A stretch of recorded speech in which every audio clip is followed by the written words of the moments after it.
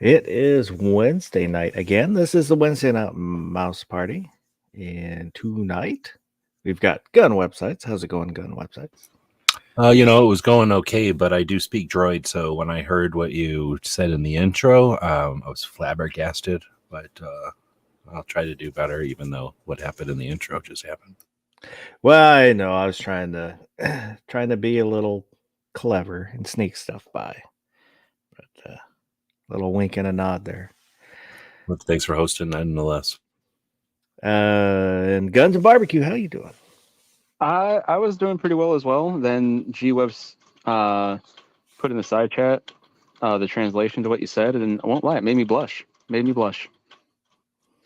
Well, every now and then you feeling a little randy. Indeed. So there's pinned to the top of the chat is a link for this week's poll. And if you haven't voted in the poll, head over there and vote in the poll. Let me get the banner going. There at the bottom of the screen is an email address, untacticalfoss@gmail.com, and a link for the Discord server.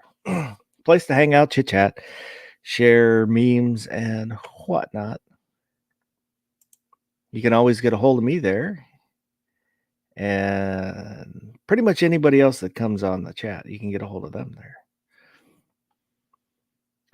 And our Vulcan Rumble is out there. And Defense Dad. So far, that's the only people who have said anything. Wow. Good evening to them both. Defense Dad was asking who's Randy. Why is Foss feeling him? I actually have a brother named Randy, but he's not what I was feeling. And Tactical Fud. Good evening, Buck. The 4473, they have changed it once again. So the questions are slightly different. Now, when you get to the yes/no questions, they ask it the very first question and the very last question are the same. Are you planning on, I can't remember exactly what it says, but basically, are you going to get rid of this gun or sell it? It asks you twice. Like literally the same way, or like in two different ways? They might be slightly worded different, but it's asking the exact same question. So number one is no longer a yes. Yeah. And that's ridiculous, because if you answer no, then if you ever sell it or get rid of it, then you've lied on a federal form. Well, they're not going to say ever. They're just saying, like, are you buying this in order to sell it as a gift, or are you buying this? That's how I took it. Does it say gift or just sell it? I believe sell. I'd have to look it up to see exactly what it says again. Did they change the marijuana one at all? That would be the only reason to make a new one, I would think. I think it was the same. But yeah, it used to be yes and then all no's, and now, I mean, the last time they changed it, then it changed that where you can't. It's not just yes and then all no's, and then,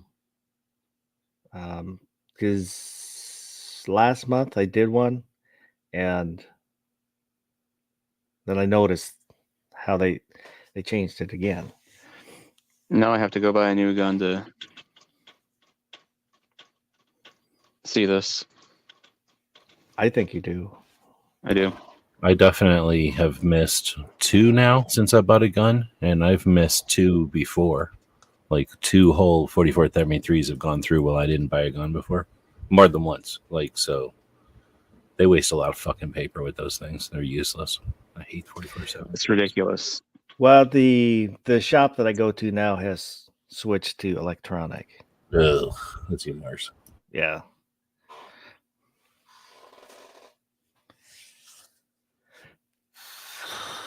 So I'm hoping I'm going to go tomorrow and see if I can pick that one up. And I might have bought another one. Awesome. So, do we get to have any clues as to what you got, or will these be kept top secret for an upcoming video? I think everybody's going to have to wait. Hot dog. Yeah, because I bought a Romeo Sig Zero or Sig Romeo Zero, one of the micro red dots, because it was like half price. And then Nice. it's like, well, I've got this red dot. I don't have anything cut for a red dot, so I had to get something that was cut for a red dot. So I So could put it on. we know that you're getting a SIG of some sort. That's how 9mm gets you. Like, oh, I bought 9mm Makarov. I need to buy a new gun. Oh, I bought 9mm Largo. I got to buy a new gun. Well, I will say it is 9mm. Ugh. Yeah. I actually have a 9mm Mac.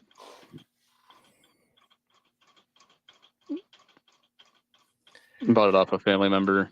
Well, wasn't intending to buy it off of him. He was in a pickle and cancer treatment, all that fun jazz. And I was like, I don't have the money you're looking for. I was like, but I can at least, give you this. And he still came with it. I was like, Art, I'm not worried about it. He's like, no. He said, you're the only person that I would sell this to at this price. And I was like, I'm not worried about it. I was like, if you want to call this collateral, until you pay me back, fine. I was like, and then he was never able to pay me back because he passed. But so now I have a 9mm Mac. CZ82. It's kind of sweet.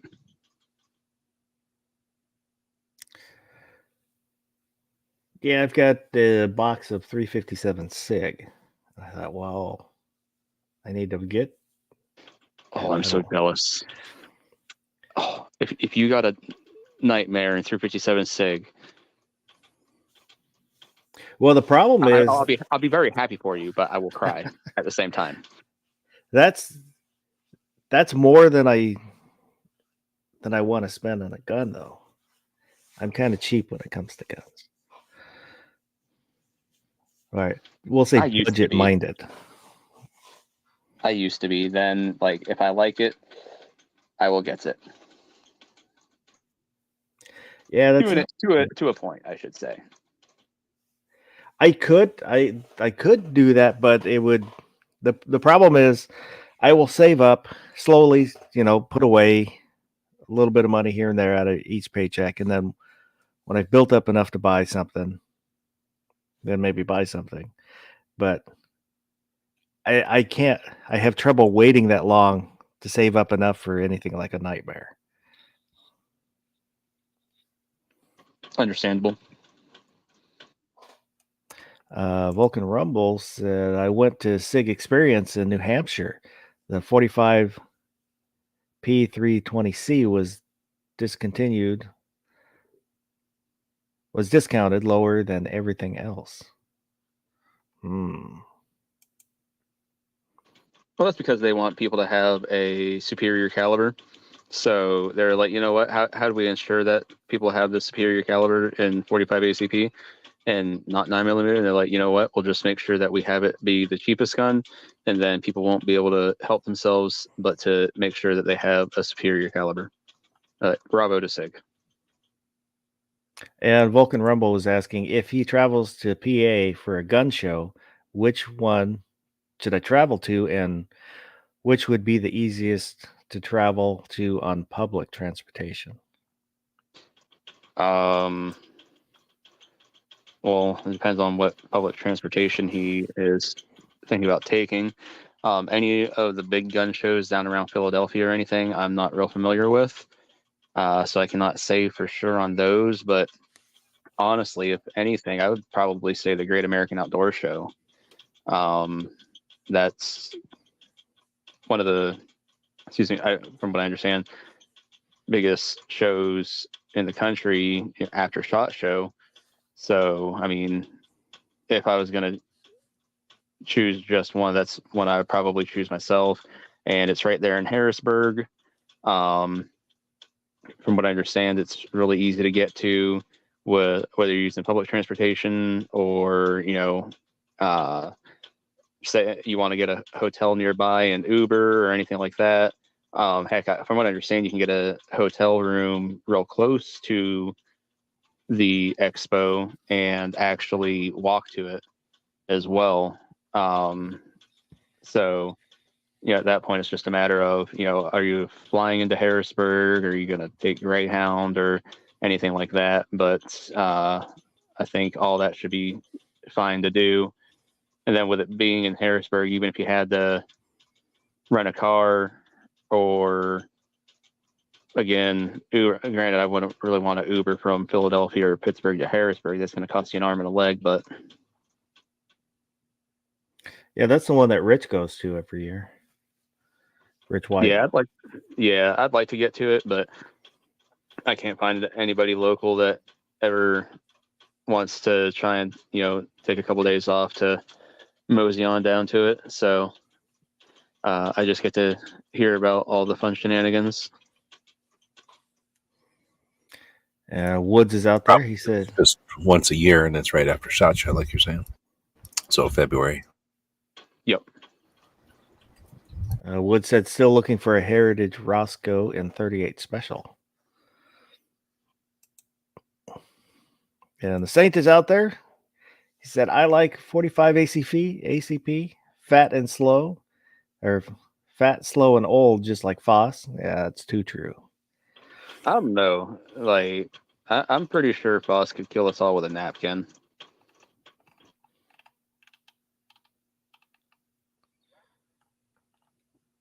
And Wood said 38 Special, getting it done, 1898 until now.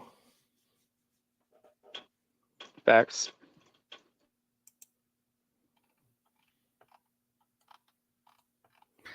Well, why don't we take a look at this week's poll? Let me get there.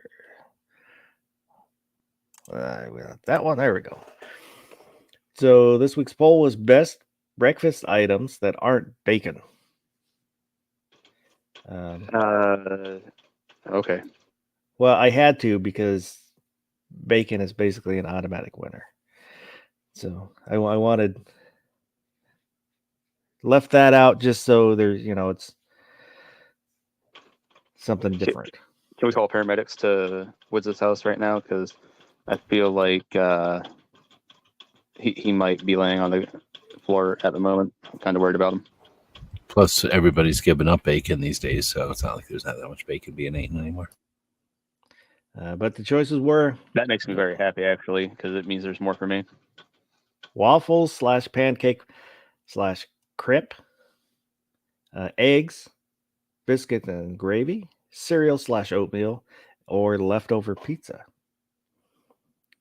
And let me carbohydrates except for eggs. Let me refresh here, make sure that we're up to date. And biscuits and gravy, 33%. I do love biscuits and gravy.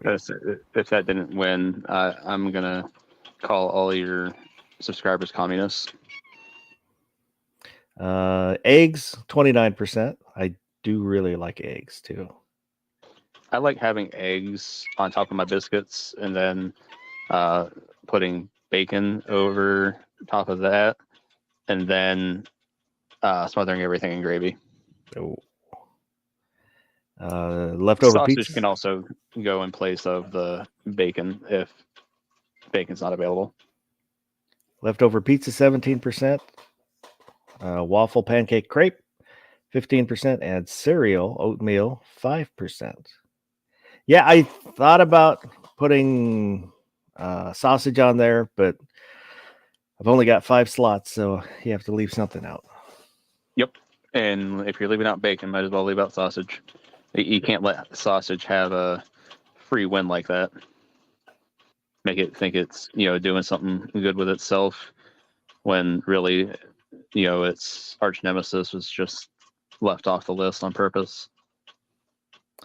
Looking at the comments, Tactical Maverick said can't go wrong with pizza. Oop, hang on here. Let me make sure.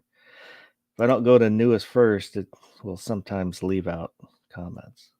So Boomstick, Mark 4, said biscuits and gravies rules. Anyone disagrees needs to be force-fed tofu. New York Outcast said eggs. They go with just about everything. Kevin Gwenzi said, damn, your premise, still bacon.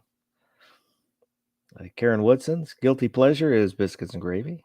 X Adam 1, pancakes are a dessert, not a breakfast item. Where is sausage on your list? It's bacon, bacon's best friend, or hash browns. America. Oh yeah, you And- missed potatoes on there. Tactical Maverick said, can't go wrong with pizza. I mean, cheesy hash brown casserole. That's a pretty good breakfast thing. That's a pretty good anytime thing. Well, just the hash browns. Yes, hash browns are pretty good.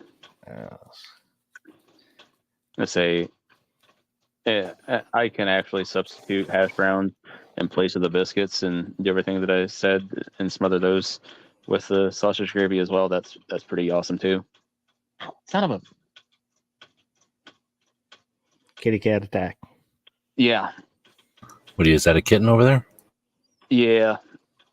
Cute little bugger, but thought about naming him Loki, but I was like, I can't name him Loki. What's this cat's name is Loki, and that'd be weird. Even though the kids really liked it, and it would be kind of fitting for this little jerkwad. Then I was really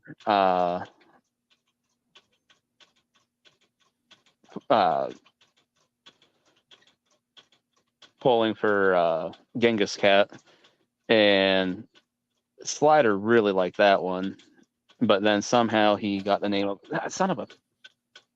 Shredder, which is actually kind of fitting for him as well.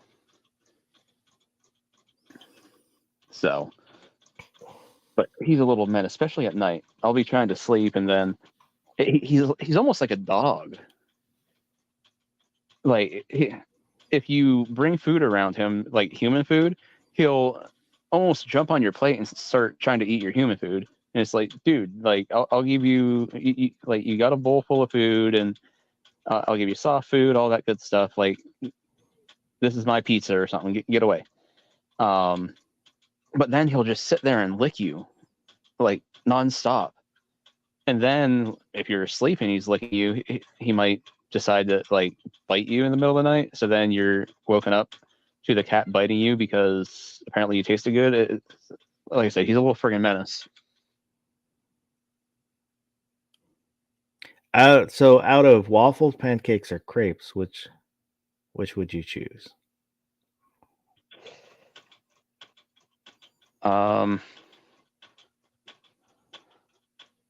Well, crepes are just weird. Let's say it's just a thin pancake and it's all Frenchy and whatnot. So that's automatically out. They Then put you cheese in gotta- shit.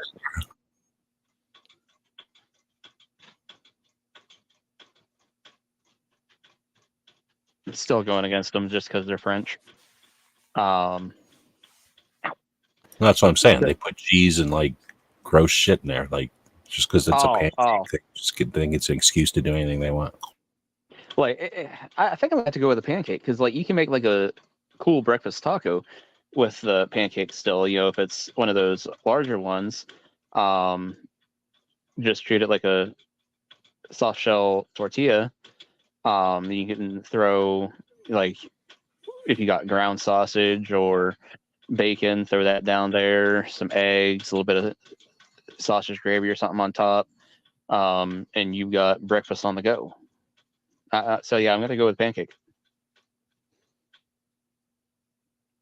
What are you going with, G-Webs? Out of which ones? Just waffles, pancakes, and crepes? Yep. Waffles, I guess. I would go. I love crepes with berries, and then I would put waffles second. I do like pancakes, but they can be kind of heavy. What if you were eating crepes Yeah. with somebody that's not named Barry? Well, I have had savory crepes. It was ham and might have been cheese, but it had the the fancy mustard with the little balls in it. Oh yeah, I don't You like don't that kind of mustard. No. What the hell is that? Dijon. Dijon. I've never. Maybe I just never had real Dijon mustard then. Well, what do you call the regular kind? Hold on. They're right behind me. What do they call the regular mustard? That's like Dijon's just a brand or a type. Well, the just yellow mustard is the, like.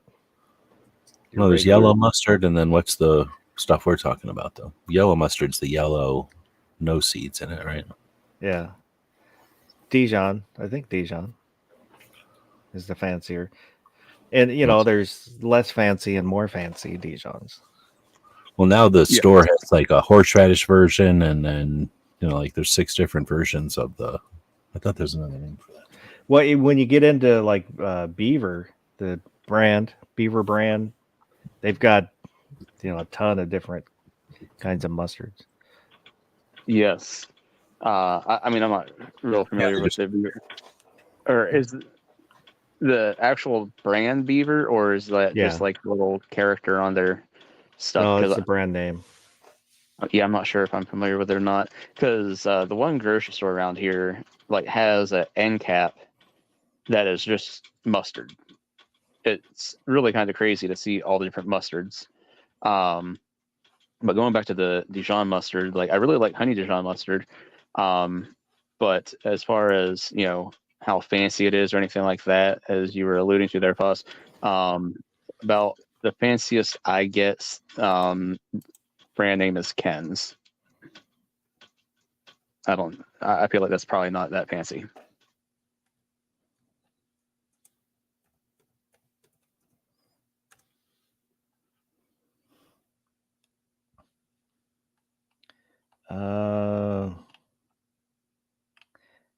Yeah, just trying to look up Dijon mustards. Images. I was thinking Grey Poupon, so that's a brand, but Dijon is just the style. Yeah, because the Grey Poupon doesn't have all the extra stuff in it either. Oh, really? Yeah. Yeah, I feel like a really fancy Dijon mustard comes with like a brush to lay it on. Is Not a squirt bottle. Yeah. Like this is. Whoop, that's not what I wanted. Or like a little knife. Yeah. So like that, where it's got all the extra stuff in it. Oh yeah, I've never had Dijon mustard like that. It Really? looks good. Dead That's pretty- serious. Yeah, I've had, well, maybe I don't even know how many mustards I've had, but I like that style where there's like essentially seeds in it. But I mean, this you'd actually have to get a knife or something out for. Like I said, all my stuff comes in a squirt bottle. You can squirt it, but it'll go like, flow, and then it'll get clogged, and then like, and then you get way too much on there. It like Yep. doesn't lend itself to squirting very good. It's like trying to squirt chia seeds or something. Now I'm gonna have to go and look for some real Dijon mustard. The Saint said Chinese mustard. The Walmart has like 7 different styles. I just looked at the bottle and it does just say mustard. I thought it said something else. It's like old style mustard or something. Mike McClune, French's mustard. You have Chinese mustard is good. It's hot. Yeah, it's a little too hot for me. I will, like, if I get that little sliced barbecue meat things that comes with the Chinese mustard, I'll tip just a tiny little bit. I don't think I've ever had it. You never had Chinese mustard? It looks weird. Yeah. I'm gonna I mean, have they to. probably mix it up out of something, but if you get spring rolls, they give it gelatin. I actually just bought spicy brown mustard, and I don't remember the brand of this, but I'm very disappointed in it. Like, Brown I really, mustard. That's what I was thinking of. It's yellow mustard and brown mustard. That's what they call Dijon. I really enjoy spicy brown mustard, but this one that I got, it's lacking.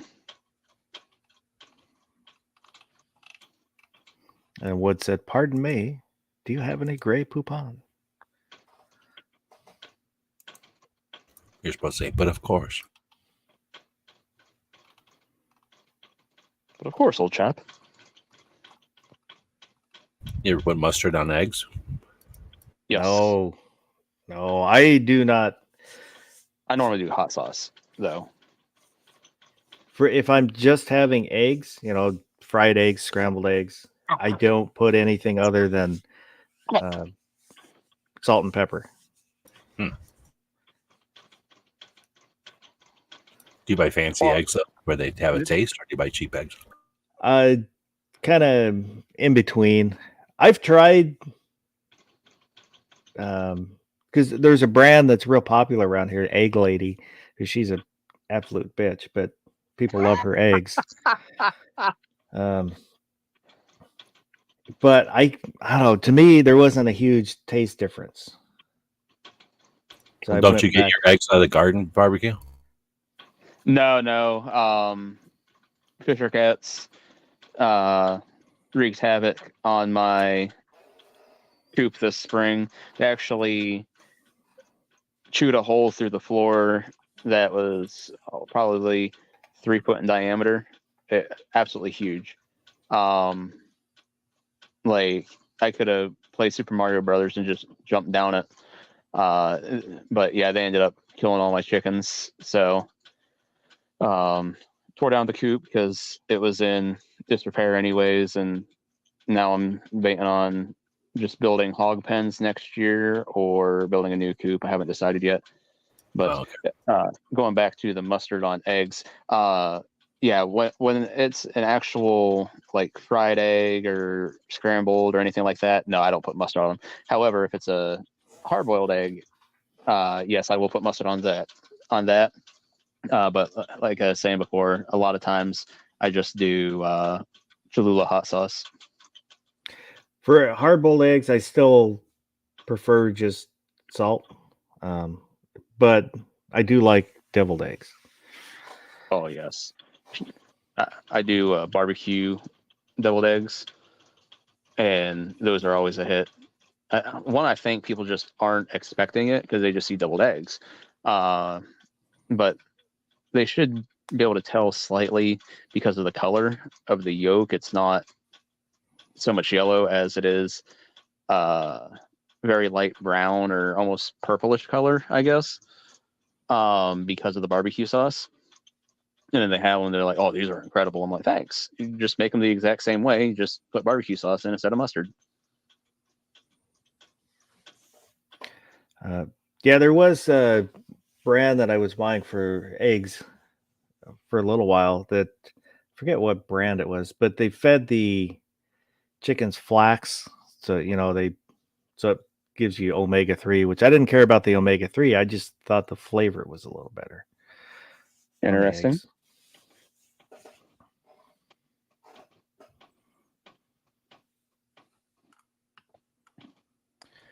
Woods is asking Mayo, and he's Best Foods / Hellman's. That's what I usually buy is Best Foods. We don't really see Hellman's a lot around here.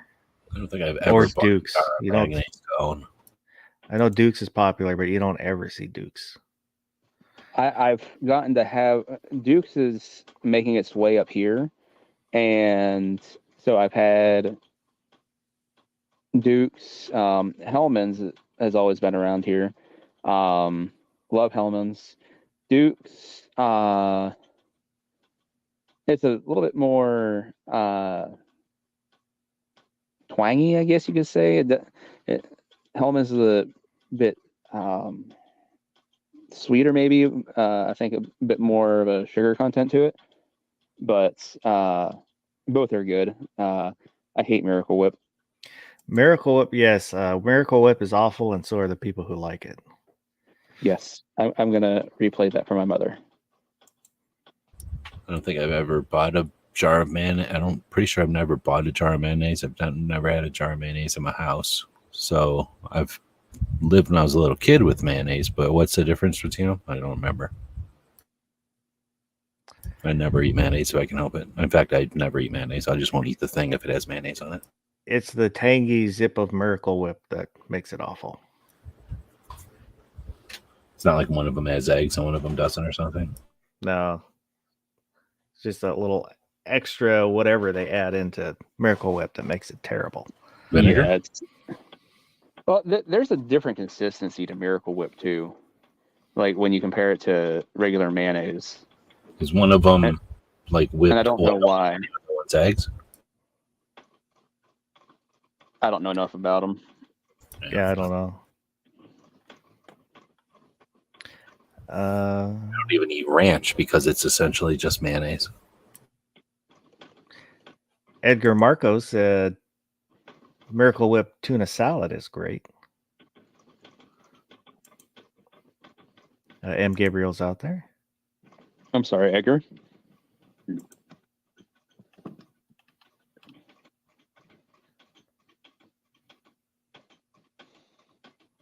I know mayonnaise is eggs and oil, but I'm wondering if one of the, commercial factory brands isn't just corn oil whipped or hydrogenated or whatever they call it and turn it into it's not a gel, but whatever that mayonnaise texture is. They can do that out of oil, I think.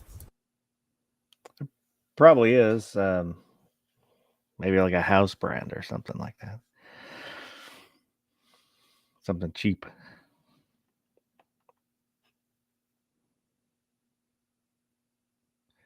And the Saint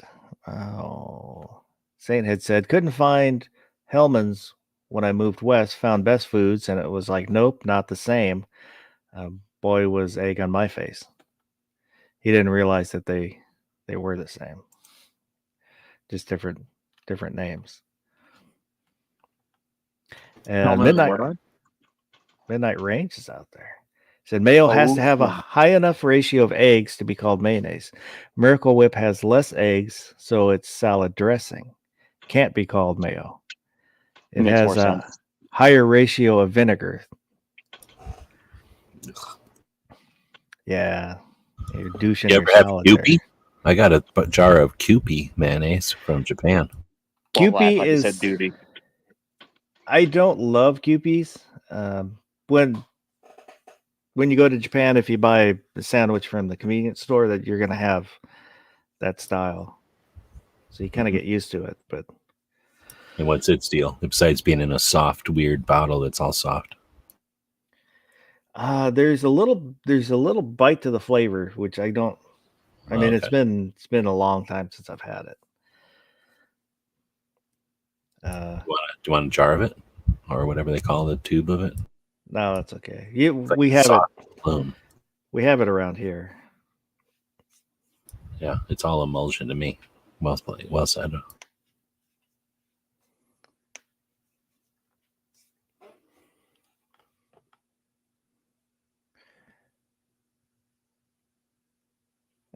Mike McClune's Hellman's and Duke's mayonnaise for the win. Or he's saying fuck the world. I don't know which. M. Gabriel, Kraft mayo has more vinegar and spices, I think. Midnight, Kewpie has a high level of egg yolk. That's why the richer flavor. And he said, I'm white trash, so I'll eat whatever. I mean, I can eat Miracle Whip, but it is not preferred. No. Oh my God. Like growing up, that's all we had in the refrigerator if you wanted mayonnaise or something was Miracle Whip, because my mother swears she hates mayonnaise. And then a lot of the stuff I make, like my coleslaw, I've done a mac salad or potato salad, things like that will call for mayonnaise, things like that. And then she went, this is awesome. I'm like, yeah, cool. It has mayonnaise in it. And then what? I was like, yeah, not Miracle Whip, mayonnaise. And you just said it's awesome.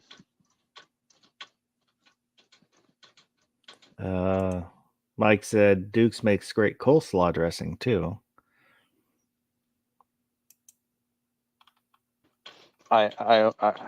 So when I had to make the coleslaw for our wrestling gun raffle at the end of the season this year, they normally have me make enough to feed something like 100 to 150 people for the coleslaw.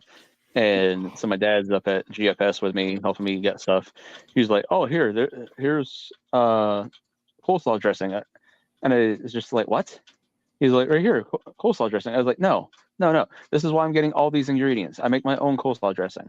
No, that's nothing against anybody who wants to get that stuff. I can't do it. I just wanted to bitch slap my dad though. Like, you know what I do? Like, I make my own.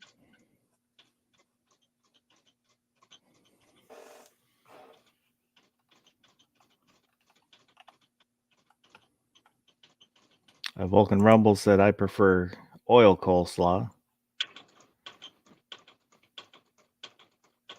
What does that mean? I don't know. I don't like coleslaw, so I'm not familiar. What about the kimchi and the other pickled lettuces or whatever they are? No, Cabbages. thank you. I started eating them. I like pickled things. Sometimes. I don't like beets and some things. So sometimes I like the stuff. Is kimchi pickled? I thought it was fermented. Both. Yeah, but when you eat it, it tastes like it's just coleslaw. Oh, okay. I mean, it tastes like a coleslaw with a little extra, but it's pickled and then sits there forever and it turns into whatever that is. I don't know. There's probably a different term for it, like you say, than pickled anymore, but it tastes like coleslaw. Kind of.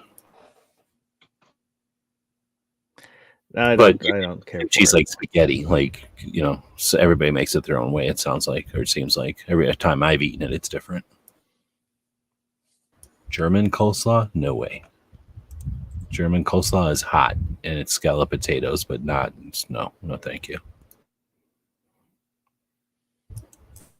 I'm thinking a German potato salad. I don't know what German coleslaw is. It's probably hot though, because they make everything hot. Have you eaten German potato salad? Do you like that? I don't like potato Yes. salad. I guess there's a mayonnaise and potato salad, isn't there? Depends on who's making it. So I guess I've eaten that before. I've eaten that kind of mayonnaise when it's in something. Mike said that's what's on a Pittsburgh, aka Permantis sandwich. Permane Brothers sandwiches are overrated. What about the And deal that's where you make a just grilled my cheese sandwich take. with mayonnaise instead of butter? Haven't done it. Yeah, I have. You mentioned that before, and I haven't. don't know. No, people have done it. I don't do it though. It's gross. Gary, I remember Gary said that he's done it, and he said it was pretty good. He said that he didn't really notice much of a difference. It's probably not that much of a difference, really. What our mayonnaise is basically egg and butter, right? Kind of.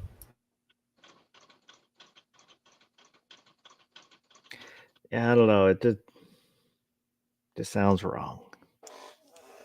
And as far as the slaw at Permane Brothers is actually pretty good. I've had that just on its own. I mean, I've had it on the sandwiches too. I'm not impressed with their sandwiches. I feel like they've built up a name where it's more of a novelty. Like, oh, you got to try this if you're near one or something. But no, their coleslaw's pretty good. Wood said I do that often, mayo grilled cheese. And M. Gabriel, being from the Berg, I think Permantes is overrated also. And Mike said, Browser's restaurant near me actually makes a better Pittsburgh sandwich. I usually get the capicola and egg. That sounds really good. Midnight said mayo works well on grilled sandwich like a Reuben. It does get crispier because it doesn't burn as fast, but butter has the better flavor. Honestly, so I've been making my grilled cheeses in the George Foreman, and I don't butter the bread or anything. I just put a couple slices of cheese in between the slices of bread, throw it on the George Foreman. A couple minutes later, it's done, and you've got this nice. I wouldn't say crispy, but it doesn't end up soggy or whatever. If you use too much butter or anything like that, it's just like the perfect grilled cheese, and it comes right off every time. It's terrific. Mm-hmm. That's what I was going to say. I'd rather just make a grilled cheese with bread. Then it just comes out, like you say, less soggy. We had a George Foreman grill for a while, but it dries out like chicken, so I got rid of it. I didn't like it. You got to get one again just for grilled cheeses. Well, we had a panini press, yeah, for a while, Yeah. but it got to be kind of a pain, I think, cleaning it. So I used to have a sandwich maker, and all it was almost like remember those waffle and pancake makers that had the two sides and each side was divided into a triangle? Yeah. Well, it was like that, except the cooking surface was just flat for your sandwiches, so it wouldn't cut it in half or anything like that. And that thing was amazing for doing a toasted sandwich, or even better, I always like to do toasted wraps in that. And I cannot find one like that anymore to save my life. So it's like a waffle maker with just two big cavities the size of a piece of bread? No, not even two cavities. It's just almost like a flat surface whole way across. Oh, like a pancake griddle that squishes together. Or sure. Like a folding pancake griddle. Yeah. Yeah. Like one of those sandwich things without all the stupid ridges in them. Yeah. And that's why it was so great for doing toasted wraps, because you could just lay the whole wrap in there, and a lot of times it ends up long where it would have to go on to each side of it had the ridges. But since it was flat, you could just press your wrap and you're good to go. And I don't know what my ex had done to it the one time, but all of a sudden it was no longer no stick. Like, it seemed like everything was sticking to it, and I've never been able to find one like it since. Well, the coating does degrade over time. Yeah.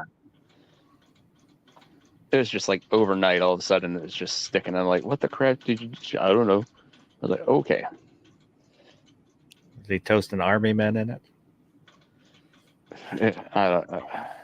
Hard telling. But Woods said that's cheese toast, I think, without the butter. And Midnight said toast your bread, cheese inside, then butter in a hot pan, and sandwich on top. It stays light and crispy. Mr. Bob Dabalina, I butter both sides of frozen waffles and cook them on a griddle over gas flame until they're crispy, like a grilled cheese sandwich. Just kind of browned on both sides.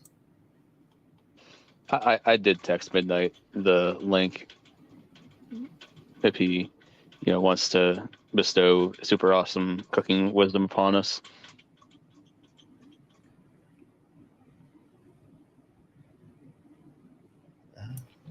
I bought one of them things today where it's like what barbecue. Well, no, I think they are open, but it's just a thing with like two cavities that are the size of a piece of bread, and you take bread and you butter it or whatever, and you put it in there, butter on the outside, and then some kind of filling on the inside, either like pizza or fruit or something, and then you squish it, a piece of bread on both sides, squish it, and then you put it in a campfire.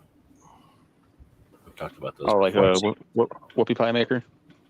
I don't know. The people had different names for them, but we always had them when I was growing up, like at the end of a cookout or something. And instead of s'mores, you'd throw those in there and cook a fruit pie or whatever.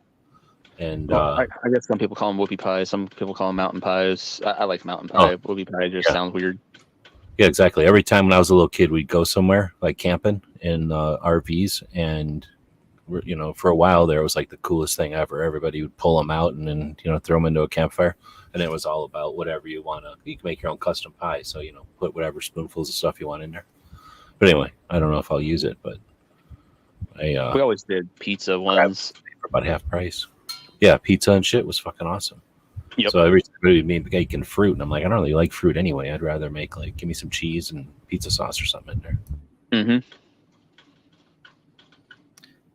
Mr. Bob said, I don't like mustard or mayo, and I don't want to slam y'all's taste, so I thought I'd throw in what I could.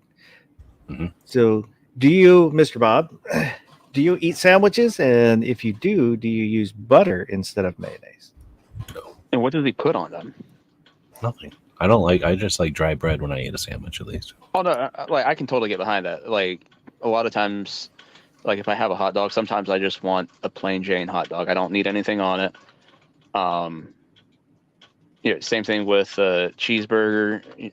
But every once in a while, I might want some mustard or mayonnaise or something like that. But so if there's a condiment that he does prefer, I'm just curious what it is.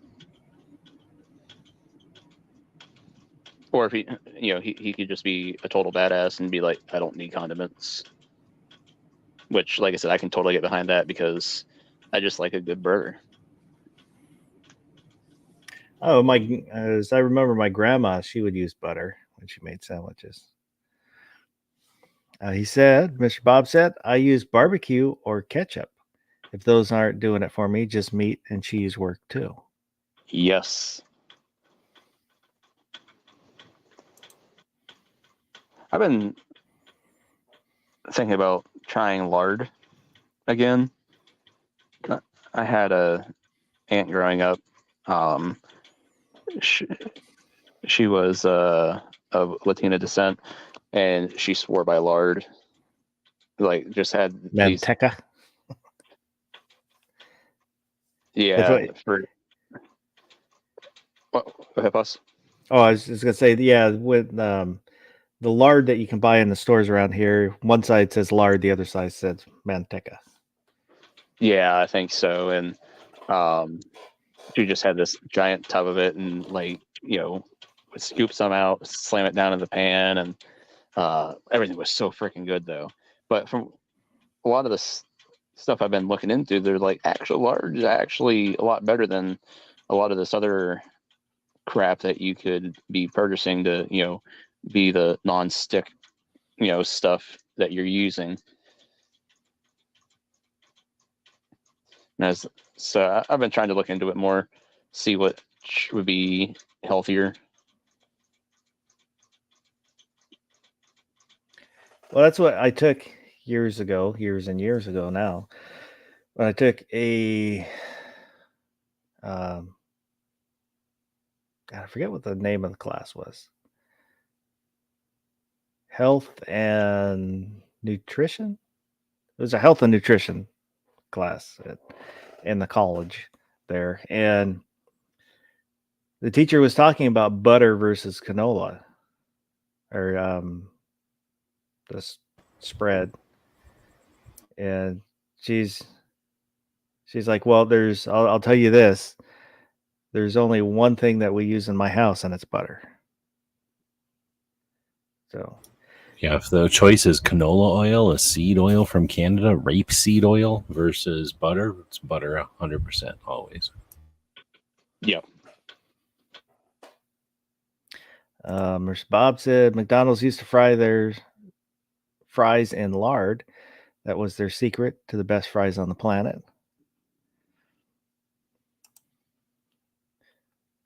Did not know that.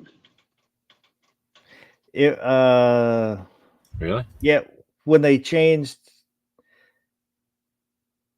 their oil, and so it was, I think, non-hydrogenated.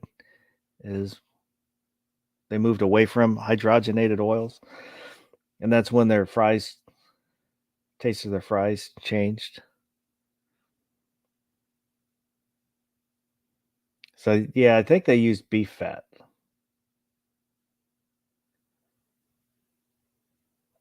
For their fries. What's everybody's take on garbage fries? Where On you what? put all this stuff on them. Garbage fries, Fuss? It's like got Big Mac sauce on it and onions and some other Oh stuff. no, thank you. You can do onions, jalapenos, pulled pork, or ground beef, or I mean, it's if you want meat with your fries. Or you're just talking like ketchup, making mustard, nachos with ranch. fries? Just basically, you put everything under the sun on the fries. Oh, okay. There was a place here that closed up when the owner passed, and it was called Grandpa's. And like, honestly, it one of those TV shows on the Travel Channel or something, that goes around like, oh, check out this little place that has this amazing food. Like, if they were doing that show 20 years ago, I'd almost guarantee they would have ended up on there for their garbage fries. They were the most amazing thing ever. I don't know what the heck they did to them. I think they might have put crystal meth in to the garbage fries, but either way, they're absolutely incredible. I'm not into loaded fries. I like just fries and a little ketchup to dip them in, but I don't want like poutine on my fries or nothing. What about cheesy fries? No. Well, I love me some cheesy fries.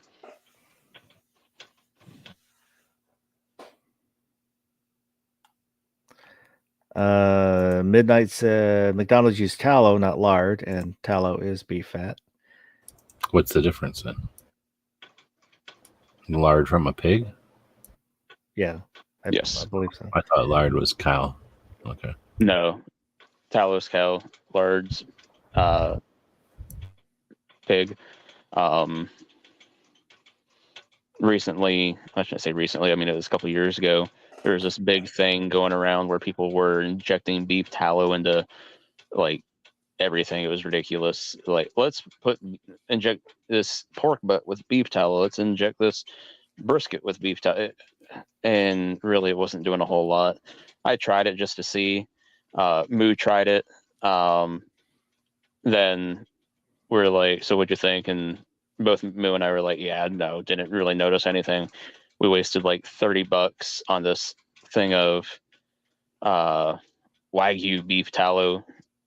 Each of us did, because we happened to get the same thing, not knowing the other one was doing it. And we were like, yeah, it didn't do a friggin' thing. I shouldn't say that. It made the brisket a little bit shinier, but that was about it. Flavor-wise, wasn't much difference. Wood said he's full tilt with Kerrygold Irish butter. I've never tried it. I haven't, but I've heard good things about it. And not just from, Woods mentioning it. And Midnight said, yeah, lard is pig and tallow is beef. Irish butter has a bunch of booze in it? No, it's just made by alcoholics. That's not racist. It's not racist.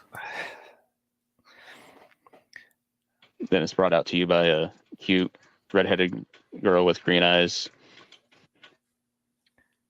Yeah, that's what cheap candles used to be made out of tallow back in the day.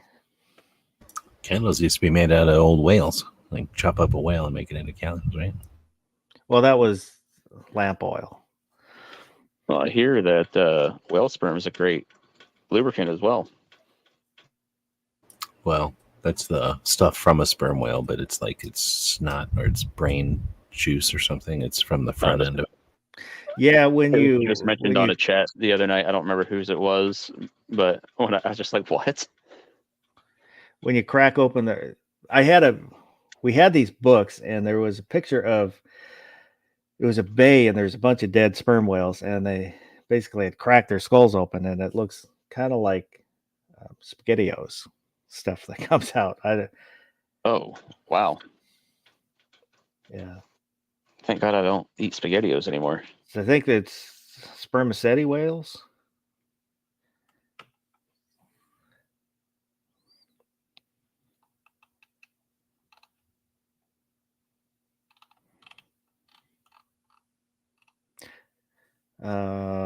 Yeah, I don't remember the book, but it had a bunch of just odd facts.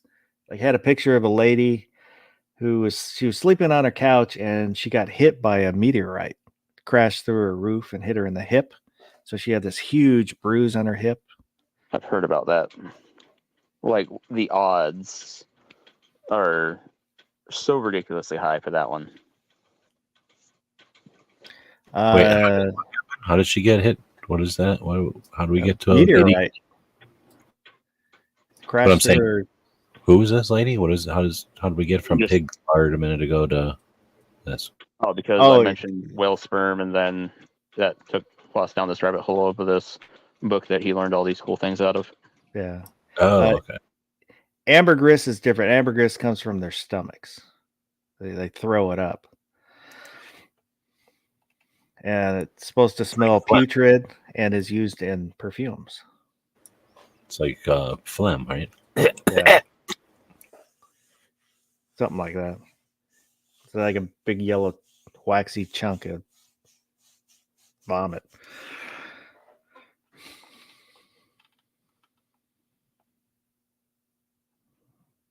I feel like if I drank all that salt water, I'd probably vomit too.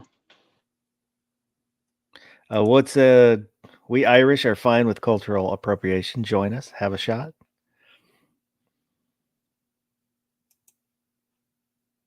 I have my great grandmother grandfather was named McKelvey. So, but I think I did the not 23andMe, but the ancestry DNA thing, and I think he came up Scottish. A little bit of Scottish. That's when you said McKelvey, I thought that would be more Scottish than Irish.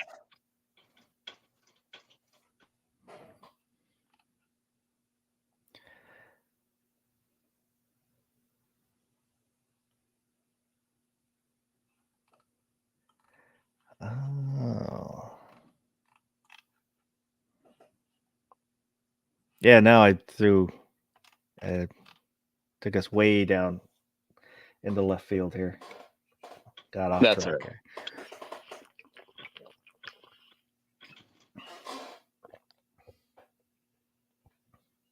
Kind of wish I still had that book. I think it was like maybe like a 5-book series. So it had drawings of like Neanderthals fighting woolly mammoths. All kinds of just weird historical facts, maybe. But I don't remember what it was called. So I actually heard that we're to a point that we could bring back Neanderthals, and now there's this giant debate among scientists of whether it would be ethical or not. Because at the end of the day, like, who raises the little Neanderthal baby? Like a zoo, or else some kind of government version of a zoo where you don't have guests, but a zoo. Because that's the problem. Like, you can't put it on display or anything. It's a human being at the end of the day. I mean, heck, there's some But people that share, but it is. There's people that still have upwards of like 10% Neanderthal DNA, because we interbred with them.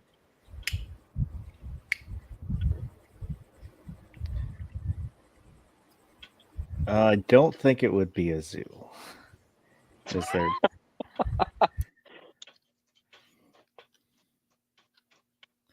I don't know. Do you just take a baby and make it watch MMA fighting?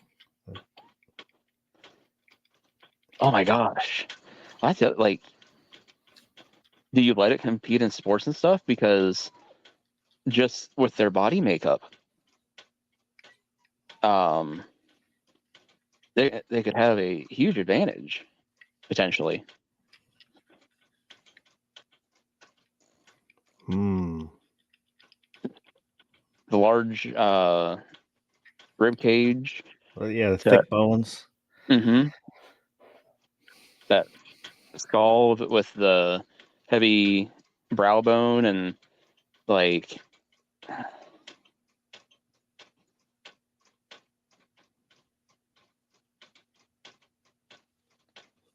I understand like wanting to do it in the name of science, but how much would we actually learn that we don't already know? And what would it do? Like, what would it? We might learn stuff, but would it be useful knowledge? Well, the thing is, you be raising it in a modern day society, so it's going to theoretically, just grow up like anything else. So other than being able to study its actual inside, so either you're just going to poke and prod this thing for the rest of its life, or Does he grow like, up to become a caveman lawyer? oh my god, imagine what Geico would pay to have him as a spokesperson. So easy a caveman can do it.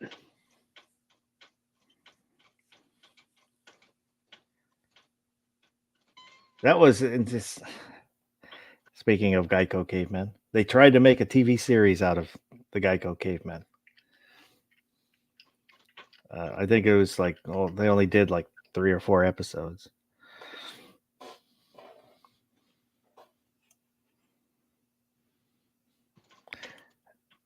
M. Did not Gabriel know said that. interspecies sports.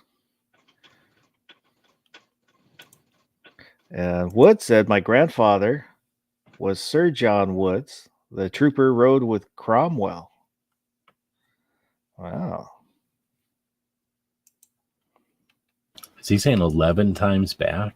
Holy moly.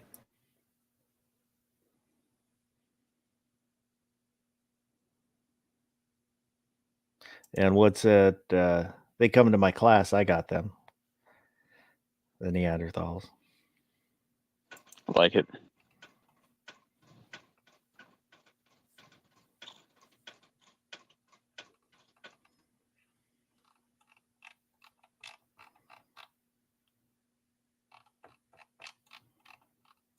Oh, I saw a little bit more about what's going on in Massachusetts. How far did they tell you? Because right now it seems like everybody's mainstream, or they're making money on the like. Massachusetts is getting creamed, but they're not putting any time that I've seen into talking about the ballot initiative that's being used to stall the proceedings. Well, for that's 2 what the years. video. It was. What's his name? The guy you link to all the time. Oh, Toby? Yeah, he's the only one talking about it. Yeah, like I saw a bunch of the other like bigwig mainstream YouTubers that just exploit everything, and they were all like, Massachusetts is getting creamed, and then they just left it there. Like, be scared. Yeah, it was Toby talking about the initiative and the governor basically saying that, I don't remember if it's a he or she, but won't support it. And so the initiative would stop the anti-gun stuff until there's a vote by the people. But the governor can do an emergency act which will keep it in place while all that is going on. Expanded red flags, and I'm not sure what else is in that legislation. It's bad. And M. Gabriel said, I see gun sales in Massachusetts are up 200% over last year. Because the same as what happened in Washington. Like, Yep. because there's a date, and if you don't buy it before that date, unless something changes, you don't get to buy a gun ever again.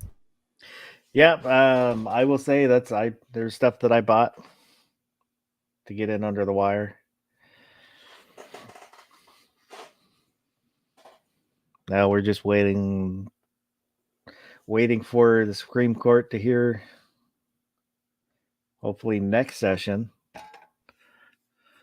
we'll overturn some of these gun laws, like the assault weapons ban and the magazine limit.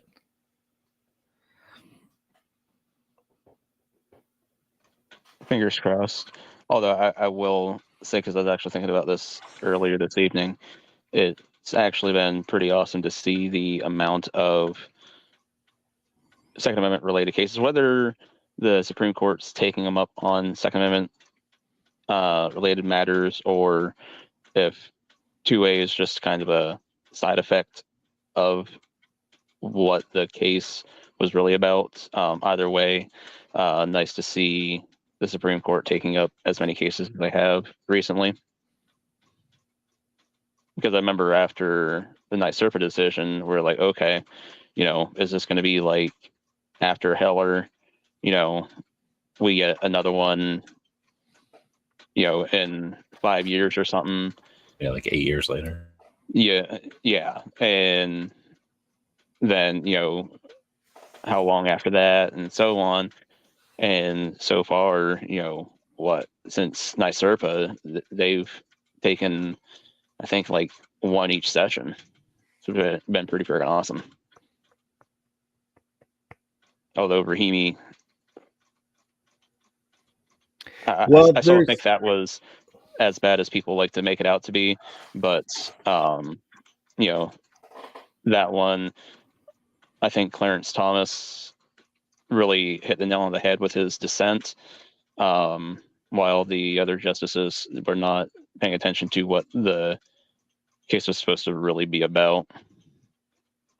There was, I don't remember which circuit. Well, I don't remember where it was, but Rahimi has come up where it was actually used to defend gun rights by a judge. That was New Jersey, if I remember correctly. So, yeah, on the face of it, it looked bad, but it's like you were saying, not as bad as people were making it out to be. Yeah. Also, some weird friggin' way, I guess, the DOJ is now trying to use the Rahimi decision as a way to defend their actions on the border issue, which I'm like, what? But so I'm waiting to see how that exactly pans out. I'll have to go back and check out what the actual opinion was in that, to see how that could possibly relate to the border. But Wood said, I missed out. I'll go AK when it's overturned. I kind of want an AK now. Ooh, that. So when the tyranny is lifted, for anybody else living in tyranny out there, if there's something that you cannot get in your state, like UFOS, currently, what's the first thing that you get? Now, obviously, you just mentioned an AK, but is that the first thing you get, or is there something else? Oh, I don't know. I don't know if it's I want an AK now because I can't have an AK now kind of thing, or first thing I don't know, because there are some pistols that I would like, but ones that don't come with 10 round magazines. So yeah, that's a tough question. New York Outcast is out there. He said, politics isn't helping me wake up, guys. Talk about girls or cookies as usual. Or usually works. We were talking about mayonnaise earlier.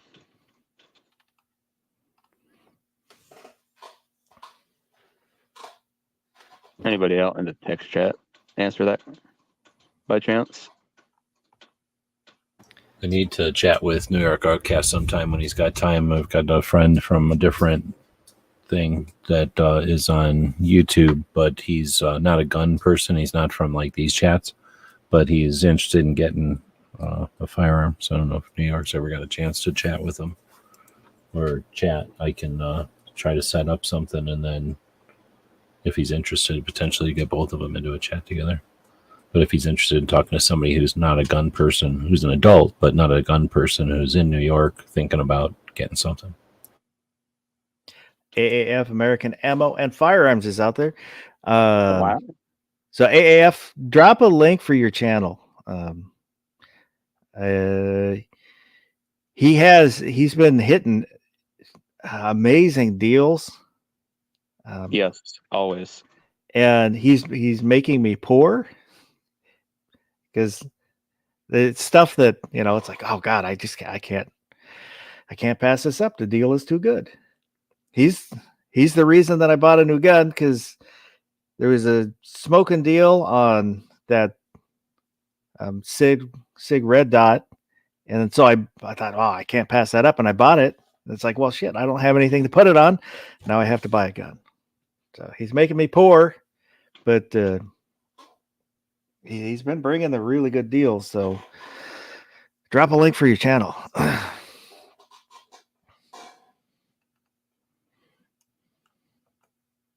And Wood said, I'll go AK because I can't have an AK now. So AKs are 1947. So think SKS and think, I don't know what guns were made in the US back then. But anyway, you know, a long time ago, and different types of engineering and manufacture. And then they made a gun that still lasts today. So it's sort of like a Jeep. So it's like, think about driving your regular car, whatever you have, and then think about driving like a World War II Jeep. Like, they're not the same, but that's why you get a World War II Jeep, because on the weekends you want to drive something that's different. That's, I don't want to call it rustic, but like, you know, rustic or like cruder. That's the AK. It's like, you know, you got that big giant weight that's sliding back and forth, whatever, 16 and 12 inches or whatever inside of the receiver, and all this wood and metal around it. And even if you goop it up with plastic and stuff, it's still physically like the size it is. And then you're holding on to it with a pistol grip, your cheek usually, and then your another hand. And contrast that with an AR, which is an aluminum tube with a much smaller weight, barely shifting back and forth a few inches, with a smaller caliber. And they just shoot differently. You know, it's just, again, the same way between driving whatever people drive normally and then a Jeep. Like, that's why you get an AK. Some people just would rather drive the Jeep all the time, but few, right? Most people would rather just have one. But that's why an AK is neat, I think. Well, when people compare like calibers between AK-47 and the AR, it's interesting that the Russians went to a smaller caliber eventually. So 30 years later. Yeah. But everybody did. And that's just science. Like, well, we don't need to kill everybody. Back in the day, you figure you had to kill everybody. That's just what they were doing. And then they're like, oh, wait a minute. We don't need to kill everybody. And we get the bonus of not having to carry around such heavy ammo. And the gun is smaller. Well, and a truck full of ammo is way less, you know, compared to a truck full of the other ammo. That's because they had done studies about it, and they realized that, well, like you said, we don't have to kill everybody. Once somebody's shot, a lot of times they just lose the will to fight. So they're like, all we got to do is hit them. And New York Outcast said he's happy to speak with someone that's interested. Right on. Let me know when a good time or whatever, and then I'll tell this guy. I usually talk to him on like Sundays and Tuesdays. But I imagine I could get him a message anytime. He didn't seem like he was too worried about it, but he was eager to get into a chat because he knows I'm a gun person.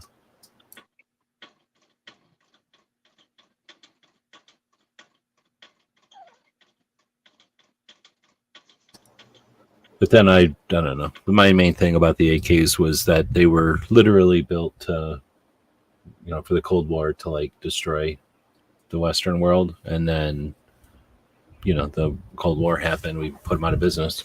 So they sold them all. Watch Lord of War. That's literally what happened. Just maybe not exactly like that, but essentially they just had all the stuff they didn't need, so they started selling it. And once we started figuring out, oh, wait a minute, they're not all the same gun. They look the same from 6 feet away, but once you start looking at them, there's tons of differences. That was a lot of fun with the AK because the internet was just happening, and there was essentially peace. There wasn't like a World War III on the horizon where everybody's worried about whatever. Nope, not most people weren't worried about arming up, but instead we were interested in learning about what all these things that they were essentially going out of business trying to produce. And then you get into all the like Poland and look at a CZ, look at not a CZ, but what's that thing called now? I have to think about it for a minute. The Czechoslovakian, I can't think of the name of theirs, but like they were told by the communists, you're going to do this, and they're like, well, we'll do exactly what you said, but not an inch more. And they created their own gun. So once you get into all of that and seeing the nuances and the stuff, that's what was neat about an AK. And over here we all pretty much we made one gun, and aside from a couple of units saying like, oh, can you make the barrel a little shorter, or can you do this to the stock, aside from like minor cosmetic changes, we pretty much just said, yeah, this works, and then just keep pushing it around to all these other countries. So essentially there's you look at all the countries that we gave M16s to, and there's hardly any difference between them. There's that M1 or 2 or whatever, the A1, A2, and A3 or something. But aside from that, there's like dozens and dozens and dozens of AKs. So that was the neat part about AKs. The VZ58, thank you.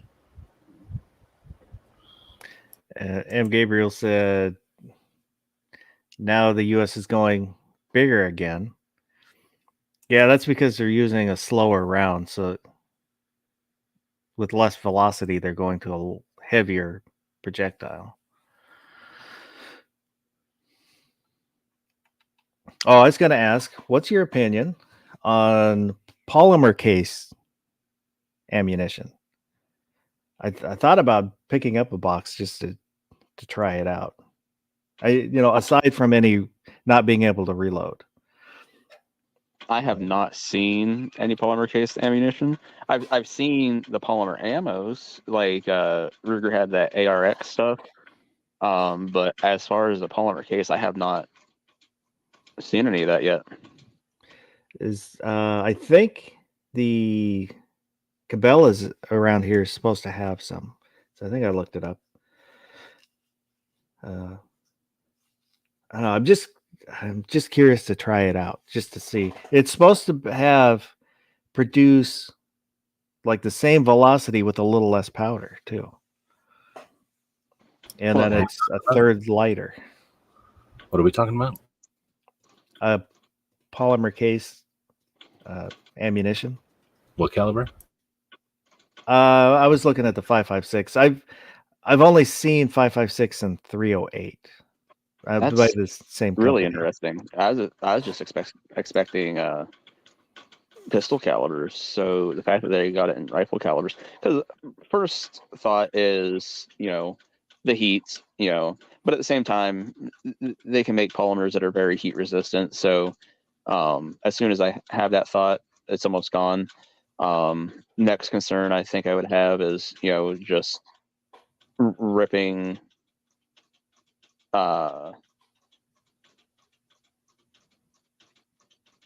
the extractor off a round or something and having it get stuck. But again, they can make polymers that are pretty darn hard. So I'm again not real sure I worry about that as much either. And then plus I could see is less wear and tear on your chamber.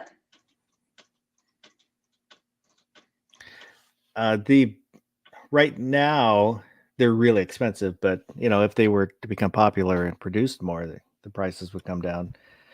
Because I think it might be like $1 a round. I have tons of polymer stuff from either SHOT Shows, like getting samples, or just going to the ranges and seeing it on the ground and stuff and grabbing it.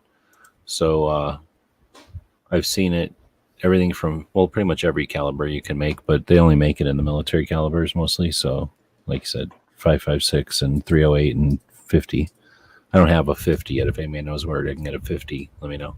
I've got cases, but I don't have a full cartridge. But they've had, oh man, I'm trying to think of what 9mm there was for a while, and I've seen 45, I think, in it. But those weren't military; those were just people playing around.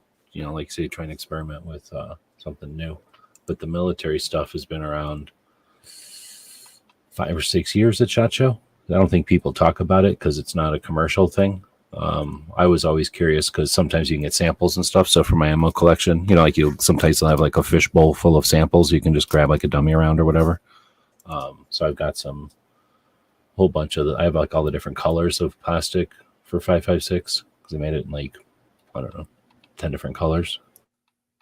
It's not fragile at all though. New York Outcast saying it seems like fragile. It's think of like the body of a Sharpie marker, you know, like you're not doing anything to it. Like you could definitely not step on it. I don't even know if a truck, well, I've seen stuff run over. So in the dirt, it just gets pushed into the ground. It doesn't even crush like brass. So this is the True Velocity is the one that I was looking at, and they only sell 5.56 and 308 right now. Yeah, I might have some pictures of them, like, you know, behind the glass, they'll have it in essentially every caliber, but that's just their prototypes, essentially. Like maybe some country they sell it to or something. But it's mainly for weight, you know, when you're flying around thousands of rounds of ammo, it's just way lighter to have a bunch of plastic than all that brass. And it's supposed to be like a third lighter than a brass round. And you don't really need to worry about reloading when you're just shooting out in the middle of the desert at bad guys or whatever, you know. But no, you can't reload it. I mean, anything's possible, but it's not made to be reloaded. That was kind of my one concern. If it became popular, if it's not biodegradable, there's going to be a lot of these laying around the woods. Yeah, it's not a no. But at the same time, though, I mean, you could just as easily have a lot of brass and shotgun hulls laying around the woods. I don't think it would make much of a difference with these. It'd be nice if after people fire around, they would look for the spent case or the, you know, spent shotgun shell hull, but, you know, not everybody takes the time to do that. So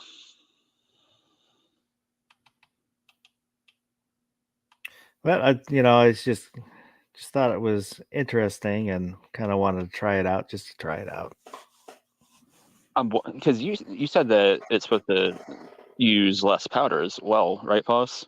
I thought I read that where it can use just a little bit less powder and get. So the what same. I'm wondering, probably has to because there's less, you know, it's thicker, so there's less room inside than there would have been in the brass. That's what I was going to allude to. I was going to say, I wonder if, because it's polymer, they're able to make it with a thicker wall, then that thicker wall is able to force more energy out a smaller hole, you know, providing the same amount of thrust. Yeah, it's definitely thicker. It's way thicker. Brass is kind of biodegradable, kind of. Yeah. But it's way more reusable. You can just melt brass into like a hammer or something.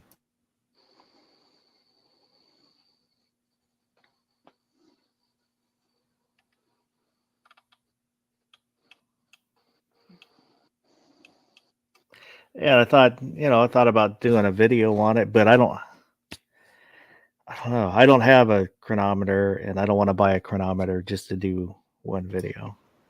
You seen those radar ones? Yeah, those No, are cool, but God, they're like $600. Yeah, that's why I want one, so I do videos on it. Have not seen the radar ones. Yeah, they're like, instead of being the kind of long rectangle with the two hoops, it's a small, Normally it's just block. 2 eyes. Normally, there's like two robot eyes, and you have to shoot across the, like above the two robot eyes, and they're looking at the sky or those shields to be contrast with your bullet or your arrow or BB or whatever. This is just plain ass radar. Like, so all you do is you set this little box on the table and you start shooting, and it can tell, from radar the speed of the projectile flying away from it. I think they can do more than that, but yeah, they're neat. There's like 3 brands of them right now. Sounds pretty cool. Hillbilly got one to give away, so he did a video shooting it, and there's like no muss, no fuss. Mainly, if you've had a what do they call it, chronograph for any length of time, and it might work once or twice really good, but essentially you're going to eventually get to a day where there's, I don't know what it is. I don't think it's no clouds or too many clouds. I think it's just if there's like some clouds, then the eyes don't know what to do and they have to have their little shades on. And at least out here in the desert, it was a pain in the ass trying to keep up with what the eyes wanted, because sometimes you could just shoot it without the little covers and other, anyway. So the other thing is you shoot those things. So, if you're not paying attention, you end up shooting one of the blinds or covers or whatever, and then you got to, make do. So this thing just removes all kinds of hassle. But $600, so it's not like it's practical. M. Gabriel said, I anticipate it does not absorb as much heat energy as brass, talking about the polymer. That's one of the things they say is it doesn't transfer as much heat as brass. That's interesting. Oh, yeah, for sure. Yeah, when you shoot it, I've never thought to pick it up right after I shot it before, but it comes out of the chamber, so there's no way it can get hot enough to be sticky or anything. Larry Knopf is out there. Like I said, they make polymers that are super resistant to heat. Well, I shouldn't say resistant, but where they're not going to melt. They handle extremely high temperatures. And they're also, well, half the time, depends on which one you're looking at, they have metal for the rims because they have to extract. So I don't know if those True Velocities showed the bottom. I don't think they got a plastic rim. No, they're metal. Okay. So they're essentially like shotgun shells. They're metal at the bottom. They're just really narrow, but, they're the same size as a regular bullet, but they're essentially just shotgun shells. Yeah, basically just the rim is metal.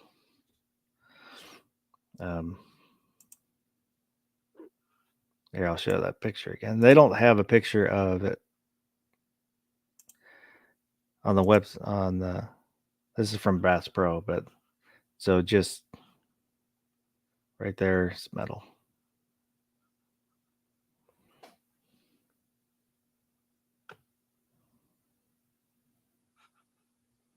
But again, the price. So this is $24.99 for this box. A 20.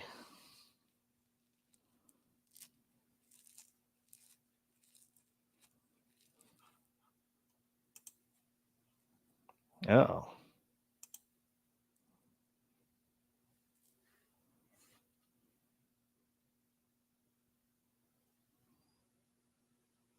Just playing with my new frog puppet.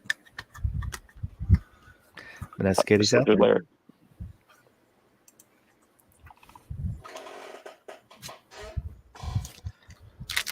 Have you seen any movies? Not since the last 2 that I talked about. No, it's not 25 in a box. It's only 20 in a box. Yeah, rifle rounds. Yeah.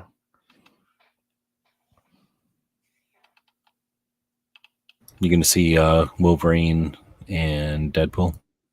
I will when it comes out on streaming, Amazon or something.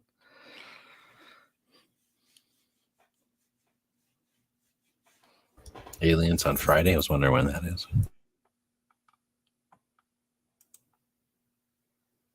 Are you going to go watch the new Alien? Probably not. Larry said he just saw Deadpool and Wolverine. I didn't like Logan. Did you see Logan? Yeah. Everybody loves Logan, but really I can't handle it. I couldn't handle it because of that kid. Like, there's no way you can put the antimony or the metal on that girl. And in this one, she's like a young adult. She's like grown up, she's tall. And I'm like, everybody just getting around that what metal's just gonna grow on her or whatever. Like, makes no sense that aren't her bones dipped in the metal just like his? I will give you that. The Hugh Jackman part was really good. The kids, I mean, I like the idea that he's got a little daughter and all that, and I didn't hate the movie. It just I couldn't deal with the fact that she can't grow up. She'd have to be like a tiny person her whole life because her bones wouldn't be able to grow. Larry said that Deadpool and Wolverine, the funny, but the storyline was garbage. I hate Deadpool already. I can't handle the fourth wall stuff, and he's always talking to us like, ugh, I'm so sick of that. And it's all that is. The whole movie is that, little references. People that love Deadpool, I think, like it. I haven't really talked to anybody who's seen it yet, though. New York Outcast went to Twisters. Oh, it was pretty good. I like Twisters. It made me go watch the first one. Did you see the first one? Yeah, I like the first one. It was okay. It wasn't my favorite movie or nothing, but the cow flying around was pretty funny. This one is not the same, but in a whole different way. It's good. I like it. I watched it twice now. I wasn't planning on it, so I'll maybe watch it. I don't know if I'd gone around paying money to go watch it or anything, but it was definitely not bad.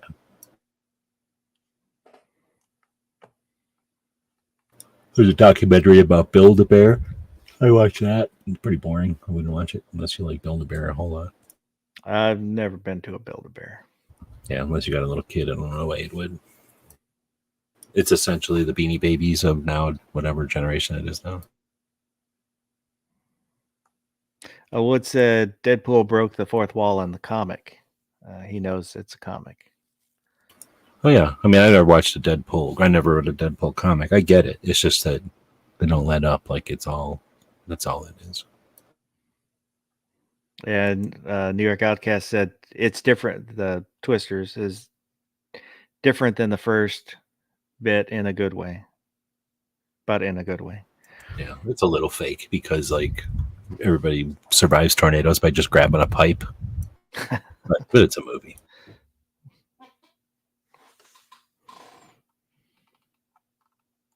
Actually, I watched the first one, and that's how they lived through the tornado too. They just they seatbelt themselves to a pipe.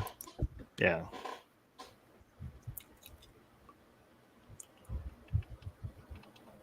Vanessa Kitty said she built some Rudolph the Red-Nosed Reindeers at a Build-A-Bear a while back.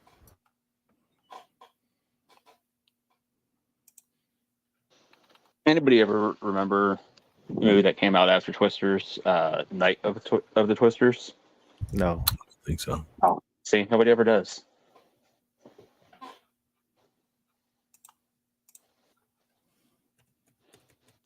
But I don't remember when Twisters came out, and I must have watched it because I don't like cows. So I think I watched it because of that scene where the cow goes flying by. But I can't. I mean, was that the 90s? I don't remember when that movie came out. Yeah. What? Early to mid 90s. I say maybe 94, 95, somewhere in that ballpark. And I'm sure I was pretty young. I didn't go to the movie. Night of the Twisters was 96.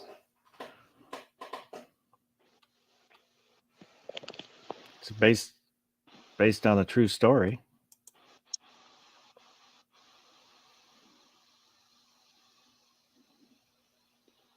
Say loosely on a true story.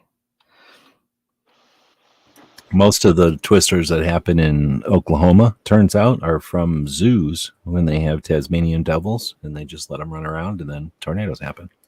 Yeah, this is why we shouldn't bring Tasmanian devils into our country. Right. They're vicious little sons of guns. Or at least tie them up or something so they can't run around in a circle. Like, they're all cute and all until, they start in F5, and then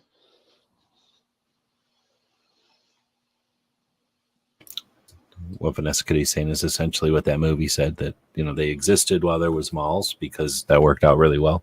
They would try to find the store in the mall that would open up to wherever the Easter Bunny and Christmas and Santa Claus was. so that they'd immediately have all them kids that weren't seeing Santa Claus went in, go in and Build-A-Bear. But now that malls don't exist, like they've had to go online, and it's not going to be the same. There was like a whole procedure you'd do to make your bear, and I guess so. That's it's not like you're just going in there to get a bear. You're going in there for like the experience. We still have one up in Erie. But they said that they started putting them in like fancy gas stations or truck stops or like resorts, and on cruise ships. So that's how they've survived. But the malls were like their bread and butter. Honestly, I almost feel like Build-A-Bear could probably do standalone stores. Probably, but their partner deal. With somebody. You know who made it? The lady who was Payless Shoes. She was like the lady who made Payless Shoes. She quit there and started Build-A-Bear. So she was all into, that mall store vibe, whatever. I saw a thing with Payless Shoes the one time where they took all the shoes out of Payless and then made it look like a designer store or some crap. Put all the Payless shoes back in, and people were paying $400, $500, $600. And they're like, "Oh, these are amazing!" And then they're like, "Yeah, no, those would cost you like $13 at Payless because that's exactly what that is." And they're like, "What?" They were all like, ha, ha, ha, "We're assholes." But they're like, "Oh, I totally say why these $400 shoes are worth $400. Oh, these are so well made." Going back to the Build-A-Bear stuff, I forget what the heck I had to do this Build-A-Bear for. I think it was for Slider for his birthday a year or two ago. But so the X and I are up at Build-A-Bear doing this, and get them stuff. They put the heart in them, and they're like, "Okay, do you want to do the thing?" And my ex is like, "No way." I was like, "Whatever, I'll do it." So like, there's this special dance thing that you're supposed to do, and something you're supposed to say. I don't remember what it is, but so again, I'm open carrying at the mall, which if you go I'm still trying to figure this one out. There's certain entrances at the mall that specifically say no carrying, but other entrances don't. So I just use those entrances because why not? And I've never been accosted by the security at the mall about it. But so there's this cowboy looking dude, open carrying, obviously blind with his cane, in the middle of Build-A-Bear, doing the Build-A-Bear dance thing, to fill the bear with extra love or whatever the hell it is. I don't know. So that had to be quite a memorable moment for parents and children at the Build-A-Bear at the time. Vulcan Rubble said, in Boston, you can get a photograph of your dog for Christmas because dogs not smart enough to know it's August with Santa Claus.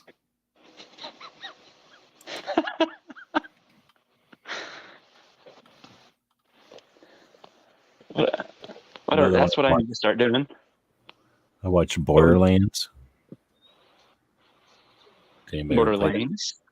Borderlands. It's like a video game movie they made. I've heard it's really bad.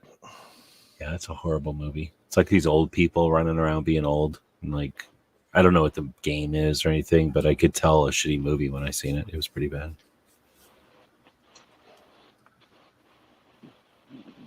Oh, Fly Me to the Moon. I already asked you about that one. No. Yes.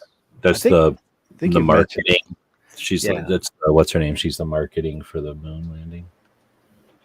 Yeah, I think you've talked about that before. Okay. Yeah, it's been a while. There's a whole bunch of movies. I haven't watched any of them. The whole mall thing, the reason why there's so many malls, the developers would make money off of doing the malls, and it wouldn't matter if they succeeded or not. They'd just keep building them because they'd get like tax breaks and stuff like that. Well, strip malls for sure. Yeah. Back in the days of like a little strip center, like a lot of those were tax shelters. So there was, it was profit. If you were making a lot of money, you would have to go lose some money So yeah, you would just go make a strip mall. It was cheap, and then you'd lose all that money. And then they put a 7-Eleven in it, and something else would happen. Video rental places would show up. I've seen a couple of things though about malls, like turning them into. They can't make them into houses, I guess, because there's not enough doors. Like it would, there's fire codes and stuff, Yeah. and they'd have to put a ton of doors. But they can make them into like offices and other things that you don't have to have as many doors. I don't know. I think that'd be neat to see malls turned into something. Like the one was saying that they wanted to knock out all the stores, just leave the hollow of the building and make it like an indoor golf type of scenario, like some kind of a indoor sports type of thing. But I know that there was a mall down in Florida that got turned into a secondary school for people that want to learn like filmmaking and things like that. Back when I was actually it was my senior year, our teacher was leaving that year after we finished to go down to that school down there and get more into the filmmaking and stuff like that. She was our video teacher, radio teacher, all that fun jazz. But apparently that school took an old mall and like each storefront was a different set. So like you wanted to do some sort of space theme movie, they had a storefront converted into just some sort of space theme. And if we wanted a Western movie, they had the Western set and so on and so forth. It sounded really neat. Yeah, see, that sounds the ideal. And then like Hollywood back in the day, except you just leave all those sets open and then have probably a room or a place every once in a while for like costumes and props and shit. Yeah. Yeah, it's pretty cool sounding. Well, I've seen the thing about housing that they have to put too many doors in, and there's not enough bathrooms in them, so that's why they don't go right to housing. They'd have to do too much retrofitting. At least that's the thing I've seen talk about it. On one hand, I could understand the bathroom argument, but I mean, how hard is it to put in more bathrooms? But at the same time, like if you're just doing housing for homeless or something like that, like I don't see the problem with dorms. Mm-hmm. Barracks, yeah. I mean, we only had 2 doors in a barracks, but that we were also mobile, so maybe it's for senior at least. Maybe it's an issue of mobility or something. I don't know. And it depends on the mall. If you're talking a single-story mall, that's different than a 2-story mall. Plus, I mean, like if you're going to do housing, like they're going to have to install showers and stuff anyways. So installing more bathrooms just does not seem like a huge issue to me. Well, the plumbing, that's a shit ton of plumbing is all. They probably, there's the food court, and then the rest of it is like, I don't know, in a mall. And another one that I think is overlooked now that people don't think about are just old schools. I don't know about the rest of the country, but I know around here, a lot of schools have been shut down and consolidated into one. So there's multiple schools. You mean like public area. schools? Yeah. Where the thing is, the schools are still paying for heat and electricity to these places because they don't want them to become dilapidated or anything. So, there's taxpayer dollars going into keeping these places decent. For the longest time, our old junior high building, because they built the junior high, a new facility right onto the high school. So the old junior high building was vacant for, I bet a decade. And then they finally found the right buyer, and the right buyer came in and they put office spaces in there as well as some secondary type school came in that does a lot of associate degrees or certificates, things like that as well. So that was pretty sweet in that aspect because it gave another secondary location for schooling. but somebody had enough foresight to go, oh, we can use that old junior high, which was massive, by the way, but we've got multiple elementary schools that are just sitting there doing nothing. There's one down, and well, we've had like swells in the population, so like the baby boomers, they probably built a bunch of schools for them, and then we didn't need them. But yeah, in Tucson, like a bunch of the schools got sold, and a couple of them got torn down. But then, what do they call that when it's not the public school, but it's still a school? Charter schools took them and just turned them into charter schools. I mean, basically, that's ideal, right? Turn it into another school. It's just that somebody else is running it. Yeah, I know there's one here that, like, back when my dad was in school, was up and going. It was called Third District because there's First, Second, and Third District. And Third District, from what I understand, it's been closed down for like 30 years, and it just sits there vacant. And to this day, the school district pays for heat and electricity, and maintenance goes in there and keeps up on things, but they just have it sit there going to waste. Yeah, but it probably costs like a very minimal to keep a building alive versus it just falls apart quick. I mean, you know what I mean? Oh, like 100%. But at the just, same time, like, why are you wasting taxpayer dollars on that when you haven't had students in it for 30 years? Well, I mean, 30 years is tough, but yeah, like I would say at the beginning, I'm sure they're looking at it like, okay, it's going to cost us tens of thousands to keep the building alive, but then we'd be losing $1 million if we let the building fall apart and just sell it as 100%. property. Right. And I'm certainly at the not beginning of it the 30 years. After the 30 years, it gets to be a little bit different, I'm sure. I had a girlfriend who lived in an apartment that used to be, I think, an elementary school that was converted into apartments. You could tell the structure wasn't a normal apartment, but other than that, I've back in the olden days, they would take old buildings in like cities and turn warehouse buildings and turn them into apartments. Like I'm trying to think, like, didn't Highlander, does he have one like that? Like, a couple of movies, they have like those kind of apartments. That would be cool. I wouldn't want to live in a city, but I wouldn't mind having like a warehouse apartment. I don't think I'd want to apartment because the ceilings would be too short. The old high school in Sagertown, the junior high / high school, before they built a new one, that they didn't waste any time. They got rid of that within a short amount of time of closing it down, and it's now a bottling company. You get an apartment for that used to be an elementary school, and you go into the bathroom and the sinks are down by your knees and the toilet's all tiny. The old school urinals where it, the flusher's still up by your chest, eye level, wherever, but it goes all the way down to the floor. I thought you were going to say one of those trough kind where it's just like a... Oh, those are you. There's a certain kind of nostalgia with those. Like, they're so gross, but at the same time, whenever you see one, it's just like, that's kind of neat to see.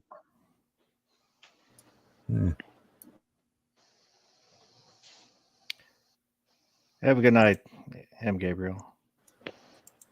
See you, Gabriel. And Ozzy said I put the first rounds through my new Smith & Wesson Bodyguard 2.0 today. I'm liking it. Definitely a keeper. Awesome.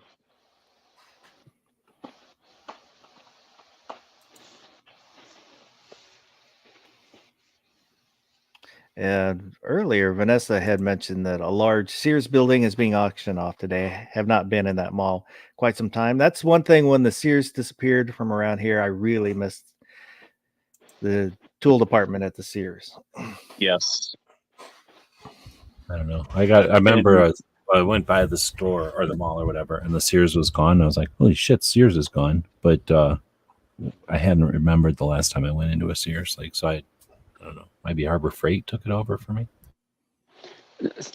Craftsman Tools got taken up by Lowe's, but it's just not the same walking into Lowe's like it was Sears. Like you walk into Sears and it's small for the most part. You go to, you know, if you wanted the tools, you go to the tools. If you wanted a washer or dryer or something, you go over that section.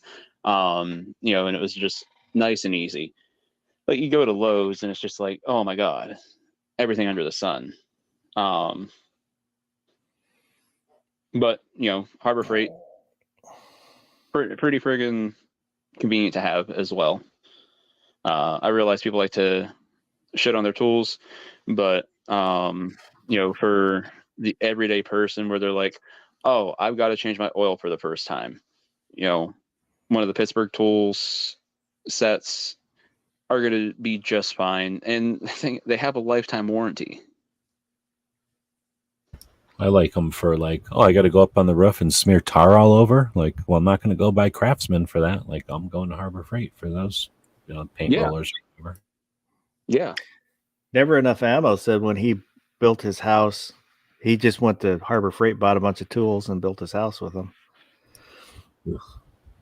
I don't know about all that. When I bought my house, I bought a new DeWalt, and I used that thing forever. And then I finally got a Milwaukee now. But man, I was using a, you know, I bought a nice drill and hammer drill, and man, a good tool lasts a good long time. And I use the shit out of that thing. I've just got a got Ryobi. Ryobi, yeah, because I'm not doing any heavy construction, so Well, that's the thing. You know, if you're not, you don't need all that shit. I would like some Milwaukee tools, but man, some of the prices on those, I'm just like, Well, that's the thing. The reason I got them is because they were. My one friend pays attention to forums, I think, or someplace where they'll tell them like when Amazon is supposed to be 115 and it goes up for 15, like that kind of stuff. So for like 15, it's a bunch of people buy them, and they honor it. So you know, if they put them error up there, they'll honor it and sell it. So that's how I got it. Is he got them cheap and then had two. And I'm like, dang, dude, my DeWalt's falling apart. I wish I, and like, tell me the next time you get one of those deals. He's like, oh, just take this one. I got it for like almost nothing. Otherwise, I wouldn't have it either. I don't even know what they cost. But dude, the thing, I had an 18 volt or something, like giant thing, because at the time you had to get a giant, back when I bought this house, you had to have like a giant battery to have a decent cordless. But now they're tiny and it's way more powerful. I mean, the debate between DeWalt and Milwaukee will probably go on forever with all the other, you know, brand stuff. But just in general, like this little tiny drill can do all the work that my giant hammer drill used to do, just because they made the motors better and the batteries better. I had a Chicago Electric drill. It wasn't a hammer drill, but you know, just regular cordless drill from Harbor Freight. And honestly, it worked great up until one of the kids decided to put toothpaste in the brushes, and then it just killed it instantly.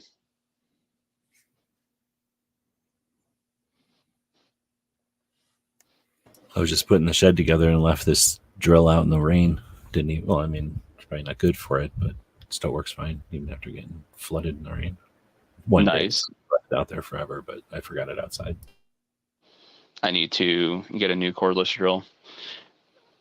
I mean, I'm not super sold on cordless tools.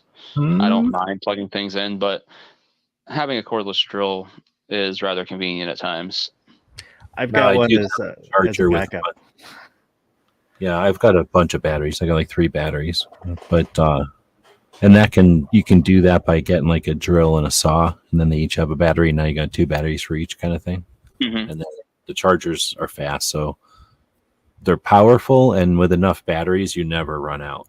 But the main thing is you go like on the roof. I go in the backyard. I don't go worry about dragging a cord out there. I mean, I grew up with corded stuff, so I hear you. Like, they had more torque and they were better.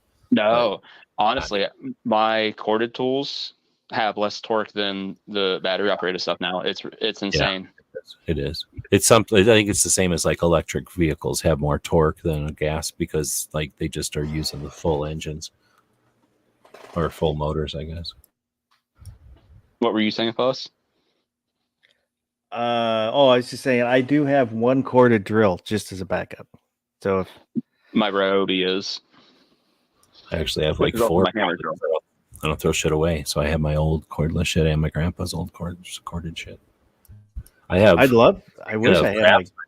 I have stainless steel Craftsman drills from my grandpa. That's what I was old. gonna say. I wish I Nice. had my granddad's. He had one, the shiny stainless Yeah. ones. I mean, it's this giant looking thing with a little tiny what's Yeah. an 1/8-inch drill chuck or whatever. He's got like one for doing like small stuff, so he has a small chuck in it, or he bought one with a small chuck. But the battery or the drill is still as big as the other drill, so it's all goofy looking.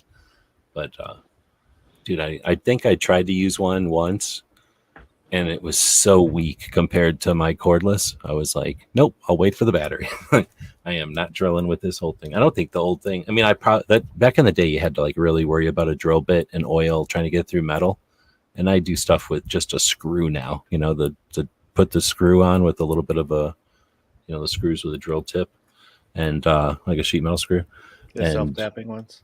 Yeah, and just smash into a piece of metal. I mean, I'm not doing anything too crazy, but yeah, I haven't paid attention to my tools anywhere near as much as I had to when I was young.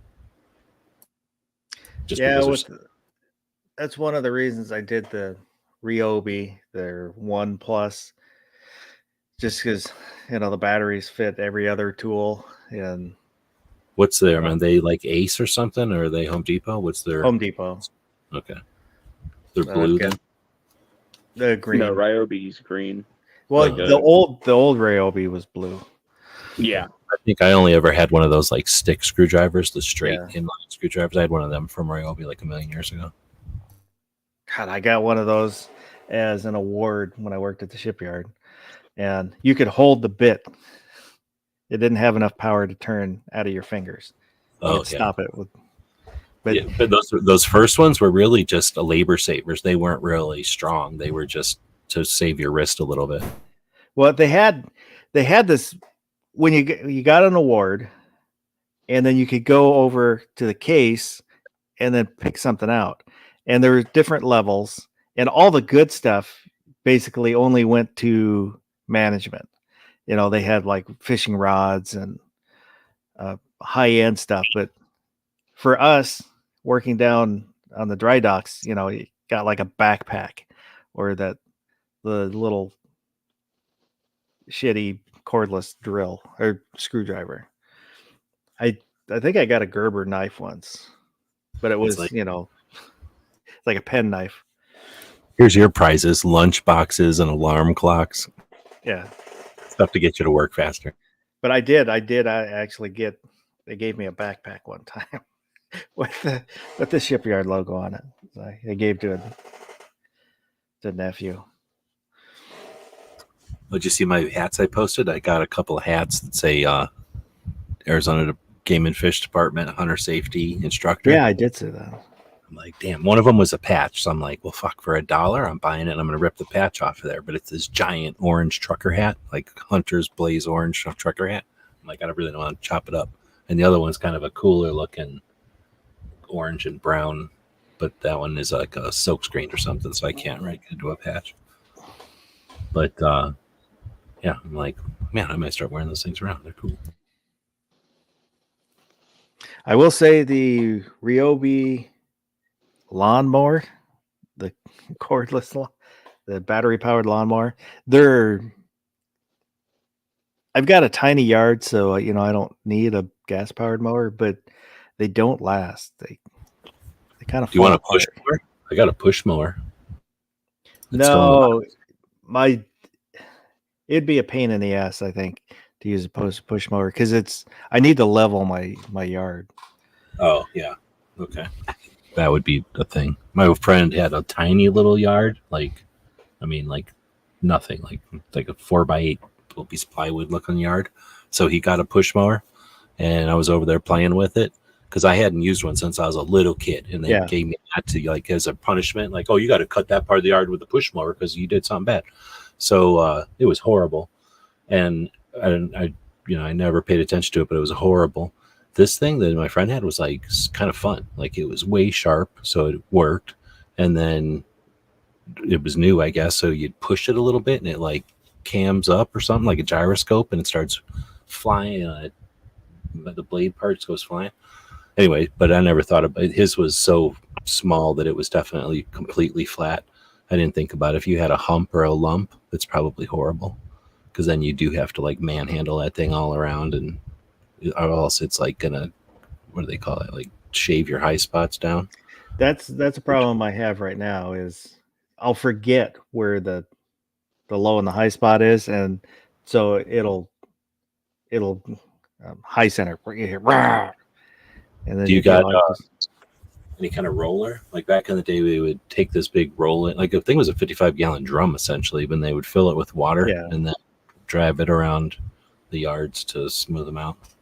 Well, I've got a spot in the backyard where there were 2 trees. Well, it was 1 tree, but 2 trunks that we had removed. And when they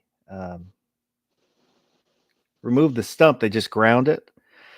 So that has all settled, and I filled it in about halfway, but I need to go back in and then put more dirt down. That's really bad. In the front yard, there's a couple kind of bad spots. I just need to top dress it and level it out. Have you seen the deal where people put sand on their yard on top of grass? That's the top dressing. Oh, okay. Some people use dirt, some people use sand. But that's what that's for, to level it? I thought it was just to get, because like here, there's enough of a hill that like, I'm sure my house is 6 inches lower, or my yard is 6 inches lower than when I moved here. Because, you know, the rain and stuff will push the sand away. I thought it was just like that to like fight erosion. Makes that make sense though. Mr. G Webs. We're you got anything? No, can't do the bracket. My daughter put stickers on the screen, and that's the permanent stickers. So I'm having trouble getting all that residue off. So once I get it cleaned up, makes the spray you can use. Well, I can't use like the goof off because the screen is a plastic lens, so it'll melt that. So just slowly, work at it and get it up. Once I get her cleaned up, maybe we'll get a bracket going. But you got anything coming up? Anything you want to plug? Probably should, but I can't think of anything. Thanks for hosting. Oh, you know what? I'll probably do something. Maybe I won't. I'll try to do something on Friday because of all the people ain't doing nothing because they're lazy and they're scared to stream live. Back in the old days, we would stream live from places. Yeah, everybody would have phones and we would stream live. Nowadays, everybody just ignores all the people that are not at the places. So there's nothing going to be happening this weekend. It's going to be a ghost town. It's already a ghost town. Gizzard didn't do nothing today. Yeah, I saw that. Did he drive out early or? Yeah, no, it's not even early. He just had to drive. So from like Kansas to Kentucky or whatever. Or wait, where is it? Is it Kentucky or Tennessee? It's in Tennessee. Tennessee. That's probably like a 12-hour drive for him. Yeah, he drives slow. Like he stops all the time. So it's probably just when he had to start going. I would have thought he would have jumped in though, just because why not? But you would stop all the time too if you had the bladder the size of a chicken's.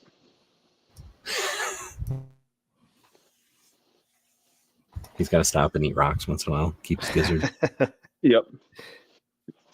Barbecue. How about you? I know you were talking about maybe starting up a chat again. Yes, I was actually going to mention that, by the way. Let's say I'm just waiting for the school season to start. Right now, the ex and her wife wanted to change days that we have the kids, and with the day that I plan on doing the live chat, that I don't want to say would interfere with doing the live chat. However, with school not being in session, I'm not making the kids go to bed at a normal time, so they would be loud and rambunctious and come in and bother me and be like, dad this or dad that, and yeah. So once school starts up, I will be firing that up. I think I've got something like 45 different topic ideas written down in the old desktop here. So I'm probably only going to go live once a week, just because with the way my schedule is anymore, it's all I really have time to do. So, almost a year's worth of episodes already jotted down to, carry on about. And I figured probably like once a month I would do a bracket or something, unless Slider sticks permanent stickers to my screen, then I could have some problems. But figure I'm hoping to have some fairly serious chats, so doing the brackets like once a month would help break up the serious chats and bring some levity to the show as well, where people can, kind of sit back and enjoy themselves a little bit more and not deal with such serious matters. And go ahead. Oh, no, go ahead.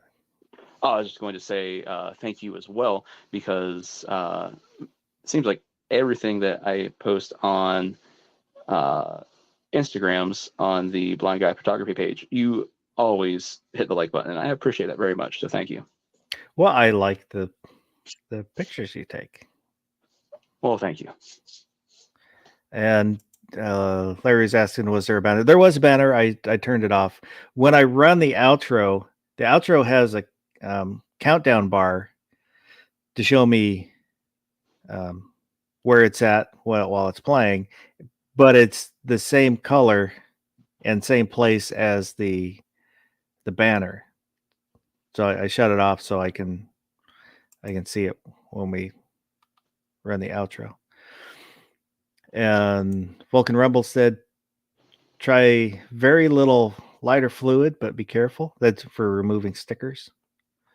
I was going to say what you could do to prevent it is just keep a thin layer of Vaseline on the screen when you're not using it as a preventative measure, and then just wipe it off when you're going to use it.